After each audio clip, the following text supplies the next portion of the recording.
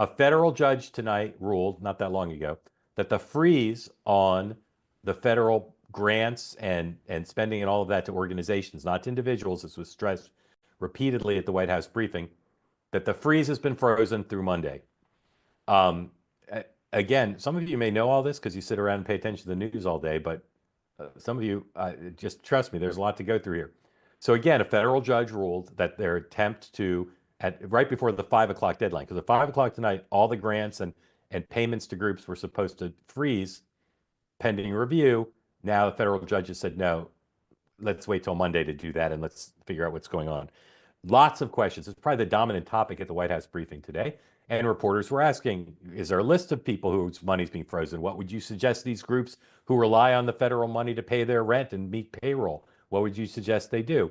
Not a lot of answers. Now the federal judge has put a halt to it. This issue of ordering the freeze of payments, we said this morning, someone's going to eventually figure out who's hurt by this, right? Which groups and their constituents. The Democrats have really galvanized around this. And this is the first issue where the hymnal doesn't even need to be passed out. Everybody in the party says this is really bad.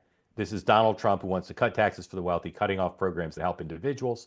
Democrats in the Senate have decided to make this issue an issue around which they will refuse to vote to confirm Trump nominees who are pending. So, for instance, Sean Duffy, nominated to be the head of the Transportation Department, was passed unanimously through cloture to the floor. But then people who were planning to vote for him said, this is so outrageous, the freezing of the payments, that they're going to refuse to vote for him. That's symbolic. But again, there's lots of fundraising emails going out, lots of fundraising emails from Democratic individuals, campaign committees.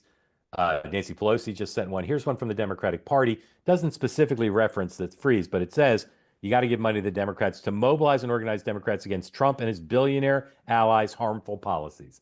So finally, after a week, and if you count the transition longer, Democrats are now united, you can take that down, around this notion that Trump wants to cut spending at the expense of the people and give his billionaire friends a tax cut.